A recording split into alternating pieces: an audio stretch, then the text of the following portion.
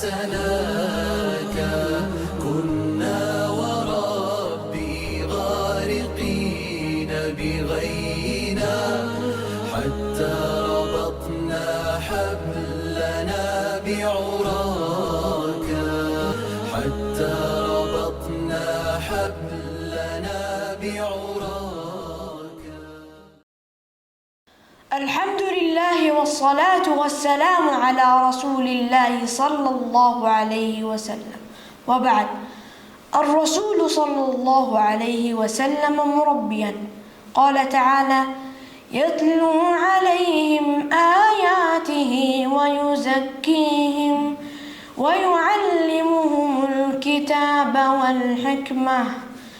كان صلى الله عليه وسلم مربيا، كملت مناقب المربي فيه، فهو رفيق في تعليمه، ويقول: إن الله رفيق يحب الرفق ويعطي على الرفق ما لا يعطي على العنف.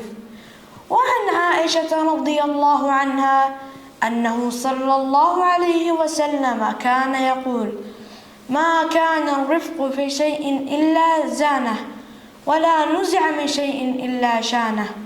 وكان يصل إلى قلوب الناس بألين السبل، حتى قال فيه ربه عز وجل: فبما رحمة من الله لنت لهم ولو كنت فظا غليظ القلب لانفضوا من حولك. جاءه أعرابي فقال في التشهد: اللهم ارحمني ومحمدا ولا ترحم معنا أحدا. فلما سلم النبي صلى الله عليه وسلم قال للأعرابي: لقد حجرت واسعا، يريد رحمة الله، أي أنه ضيق رحمة الله التي وسعت كل شيء. ثم قام الأعرابي فبال في طرف المسجد، فهم الصحابة بالأعرابي فمنعهم صلى الله عليه وسلم، ودعا بدلو من ماء فصبه على بور الأعرابي، ثم دعا الأعرابي برفق ولين وحسن خلق فقال: إن هذه المساجد لا تصلح لشيء من هذا البول ولا القدر، إنما هي لذكر الله عز وجل والصلاة وقراءة القرآن. فذهب هذا الأعرابي إلى قومه لما رأى من الرفق واللين، فدعاهم إلى الإسلام فأسلموا. وجلس معه صلى الله عليه وسلم غلام على مائدة الطعام، فأخذت يد الغلام تطيش في الصحفة، فما نهره ولا زجره، وإنما قاله برفق: سم الله وكل بيمينك وكل مما يليك. ودخل اليهود عليه صلى الله عليه وسلم فقالوا: السام عليك، يعني الموت. فقالت عائشة: عليكم السام واللعنة.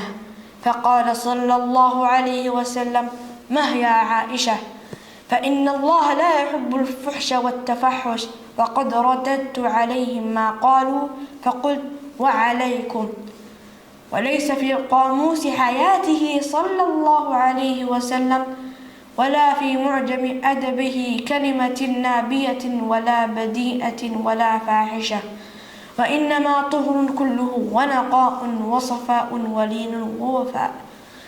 ودخل أبو بكر رضي الله عنه عليه صلى الله عليه وسلم في بيت عائشة رضي الله عنها، وعندها جاريتان تغنيان يوم العيد.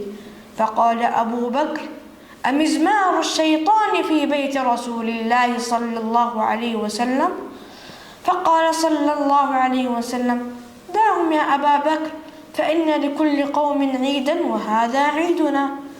وسأل صلى الله عليه وسلم عائشة عن زواج حضرته للأنصار: هل كان معكم شيء من له، أي من طرب؟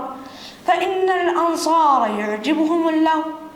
كل هذا في حدود المباح الذي يريح النفس ويذهب عنها السأم والملل. أما الحرام فكان أبعد الناس عنه صلى الله عليه وسلم، وما ذاك إلا لصدق نبوته عليه الصلاة والسلام وبركة دعوته وعظيم إخلاصه وجلالة خلقه ونيل فضائله صلى الله عليه وسلم. في الظلام فأشرقت شمس الهداية يوم لاح سناك.